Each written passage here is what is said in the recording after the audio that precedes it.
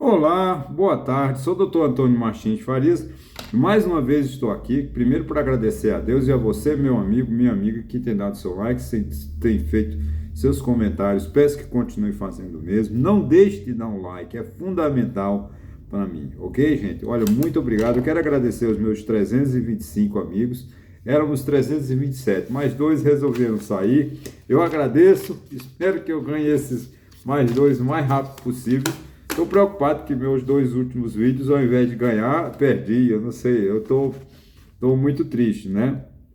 Mas a gente tá aqui para isso. A vida é assim mesmo. Uma hora a gente acerta, uma hora a gente erra. O importante é mantermos a nossa alegria, né? A nossa vontade de vencer, a nossa vontade de mudar, de instruir, né? Alguma pessoa para mudar. Porque o objetivo desse meu vídeo, quando eu resolvi fazer vídeo, porque como a sociedade se fechou, a gente não tem mais aquele hábito, né, de se reunir nas calçadas, de se reunir não nos botecos da vida, não que eu seja contra boteco, muito pelo contrário, eu gosto de boteco, para que a gente possa conversar, porque é uma forma de trocar ideia, né? A sociedade ela vive muito isolada hoje, cada um para si, cada um para todos.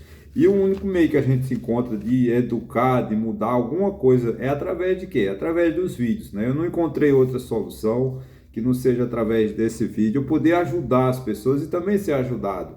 Porque quando você ouve a minha ideia, quando você acha que eu falei alguma coisa correta ou alguma coisa errada, você também está me ajudando a eu me aprimorar, a eu me esforçar para melhorar mesmo, né? Não importa quanto tempo a gente leve de vida, mas o importante é a gente tem que ter a vida específica que a gente tem todo dia, né?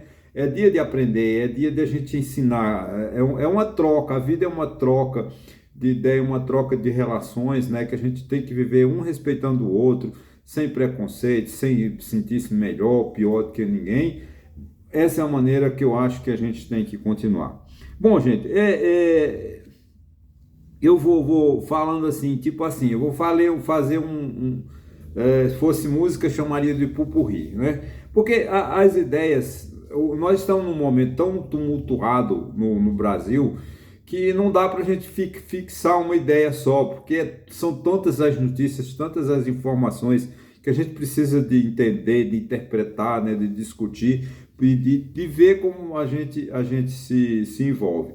Você vê, essa semana, no sábado, né, sábado passado, foi dia 18, deu uma chuva enorme aqui em Santa Cruz, graças a Deus, choveu muito, e ela causou muitos transtornos na cidade e muito prejuízos materiais, porque parece que humanos não houve morte. Só 5 famílias ou 8 ficaram desamparadas, mas houve muita destruição sobre carros, né, sobre imóveis, enfim. Mas aí, aí vem a governadora aqui, faz uma comitiva, vem aqui, promete que vai resolver o problema e diz, porque choveu demais. Não, não choveu demais, a chuva foi normal. O problema é que a cidade, ela cresce sem um ordenamento, sem respeito à natureza, né? Porque são os locais afetados, são aqueles locais que não deviam ter casas, né? Ninguém devia morar ali. E os riachos e os rios deviam ser mais bem cuidados. Mas joga tudo dentro dos riachos, tudo dentro. É um lixo. Quando vem a chuva, aí a água vem com violência e a destruição é maior. Isso tudo é o quê? É o descaso que o Brasil dá o seu povo, né? O povo brasileiro trata com muito descaso, com muito desrespeito o seu planeta, a sua terra.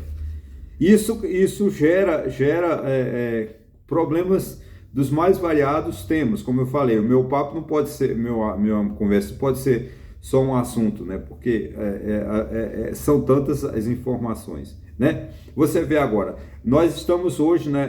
O presidente Lula, que começou, não tem 3 meses de governo, né? Ele já está prevendo um déficit de 230 bilhões. Então, ou seja, ele já vai começar o governo dele devendo 230 bilhões, transferindo para o futuro, né, para a futura geração, um déficit. Ou seja, está gastando 230 bilhões a mais do que deveria. E é pouco, porque a necessidade de refazer esse país é enorme, né? Nós precisamos de muitos bilhões de reais para resolver esse país. Obra de infraestrutura, Santa Cruz precisa de obra de infraestrutura, Recife, Rio de Janeiro, São Paulo, para amenizar esses prejuízos humanos e prejuízos materiais, né? Por quê? Porque o déficit de habitação é muito grande, né? O governo, quando faz um programa habitacional, não atende nem 1% das pessoas que são carentes, a Minha Casa Minha Vida, Minha Casa Amarela, Minha Vida Amarela, só muda de nome, né? Você vê agora o presidente Lula, nesses 3 meses de governo, o que ele fez? Ele está tentando resgatar aquilo que ele diz que deu certo. O Minha Casa Minha Vida, não sei o que, as projetos de segurança, mas nós não estamos vendo sair do papel. Essa concretude, porque não adianta você dizer que vai distribuir 30 milhões de habitação de casas populares para o brasileiro. É muito pouco. É importante? É, mas o déficit habitacional do Brasil é muito grande. A pobreza no Brasil é muito grande. E isso cria um problema muito maior. E a cada ano vai se acumulando, né? Nós precisamos dessa situação, né? Porque a segurança pública, né? A segurança pública, eu estava até ouvindo um especialista em segurança pública, que ele diz o seguinte: a Força Nacional, né? Agora voltar para a questão do Rio Grande do Norte, né? Nós estamos com esse problema no Rio Grande do Norte, bandidos dominando o crime no Rio Grande do Norte, destruindo ônibus, tirando o sossego do povo lá de Natal, né? E também parece pelas cidades do interior. Mas isso vai acontecer em o Nordeste é uma bomba, né? A questão dos presídios no Brasil é uma bomba que está lá, ó, ela tá explodindo. Uma hora vem o boom e não adianta mandar o ministro da Justiça ir para lá levar 200 policiais, a Força Nacional, que a Força Nacional como disse um especialista em segurança pública de São Paulo, a Força Nacional é esparadrapo. Ou seja, não resolve nada. Esparadrapo é aquilo que a gente coloca sobre a ferida, mas se não tiver o tratamento ou a medicação certa, aquela ferida ela não vai sarar. Então a gente precisa de ter essa visão, né, para esse país sair do eixo. E eu não vejo muita solução. Não é que eu seja assim, pessimista. Não, eu sou um otimista.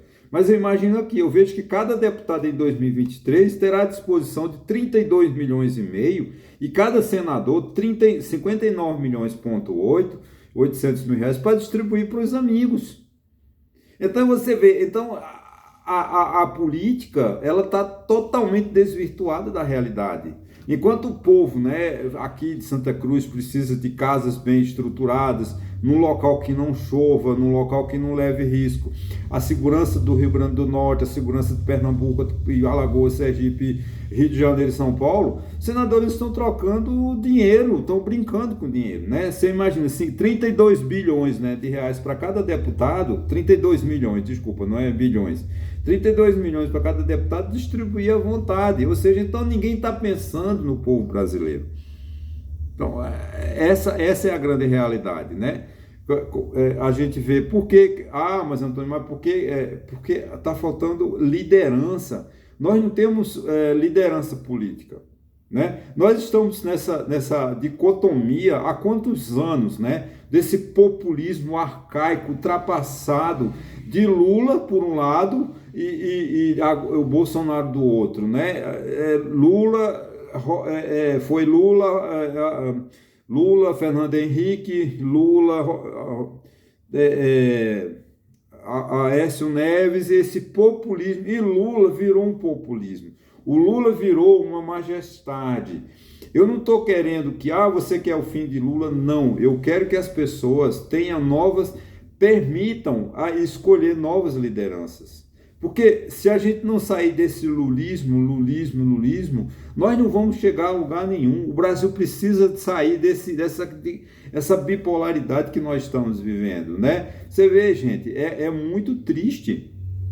A gente tem Lula disputando uma eleição acirradíssima com o Jair Bolsonaro, né? Essa questão de Lula vem desde a década de 80 e 90, não que eu tenha nada contra, deixar bem claro, não tenho nada contra o Lula, mas a gente precisa de outras alternativas. O Brasil não só tem Lula, mas nós estamos nessa dicotomia Lula, agora Bolsonaro, e é uma coisa lastimável, o desserviço, né, que esse populismo causou à sociedade brasileira.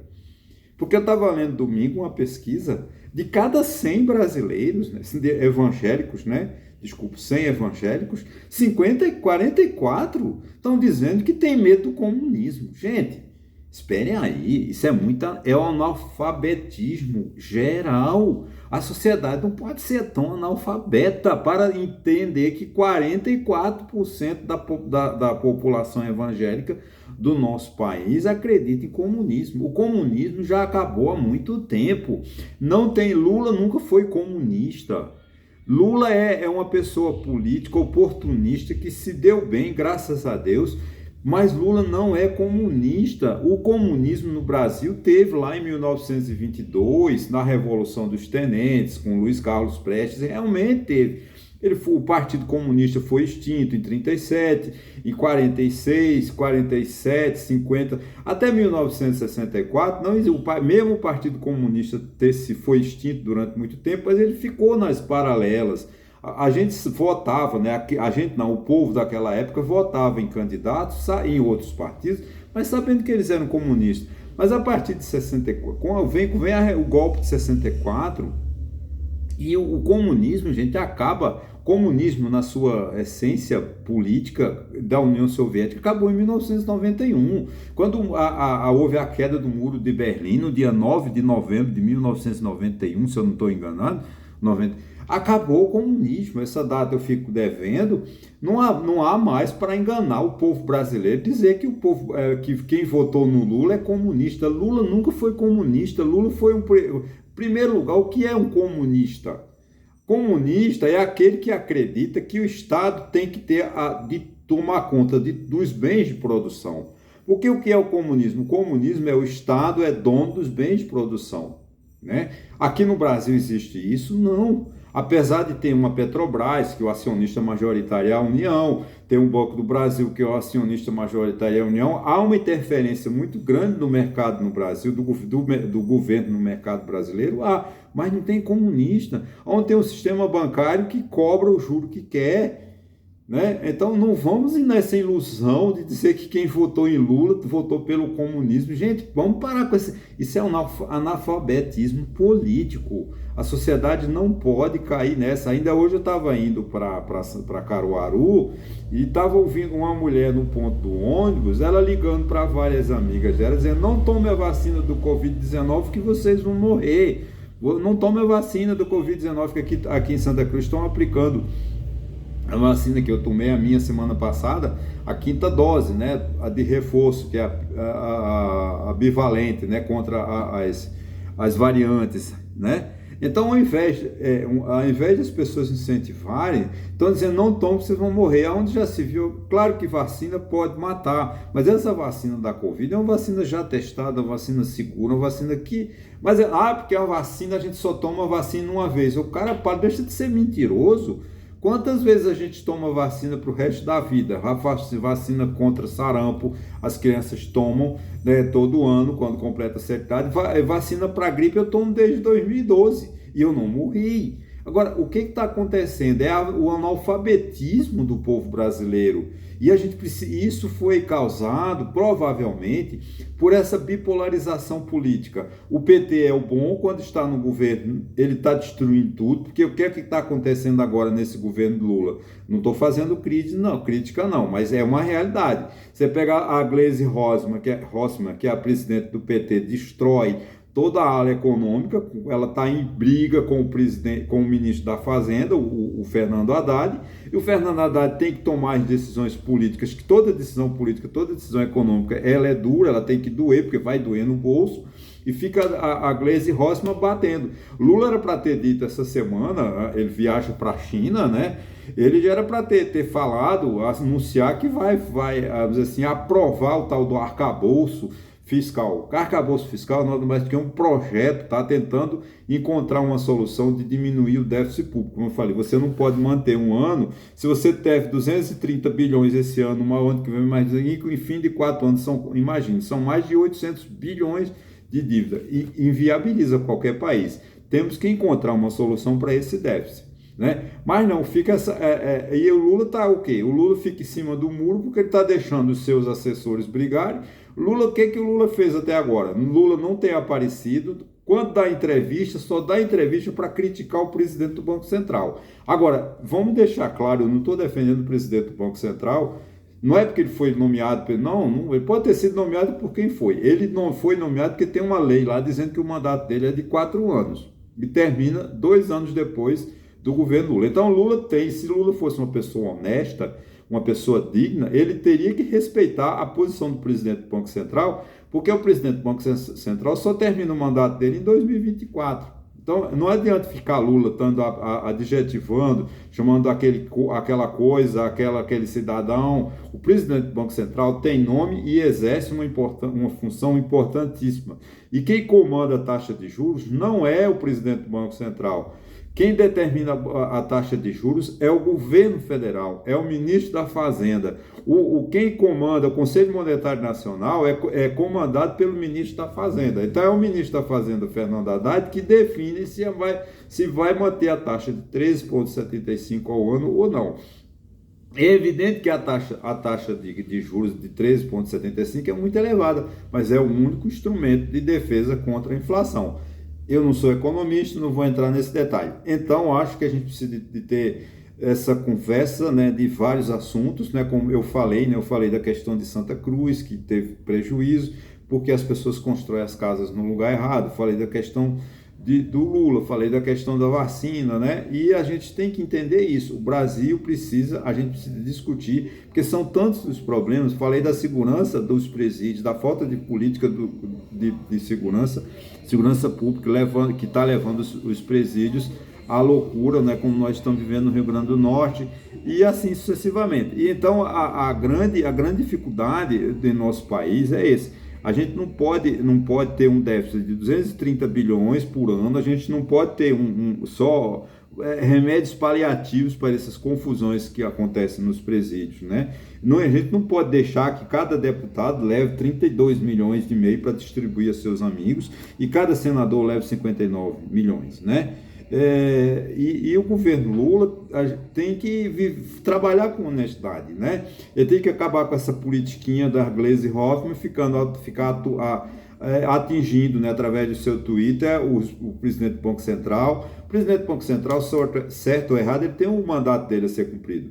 Ele pode ser indicado por quem for, ele está lá cumprindo o mandato. Ele foi sabatinado pelo Senado, então ele tem que deixar ele cumprir o mandato dele no Banco Central. Isso é respeitar a política. Outra coisa, quem define a taxa de juros não é o presidente do Banco Central, é o governo federal, é o ministro da Economia, Fernando Haddad, que é quem comanda o Conselho Monetário Nacional.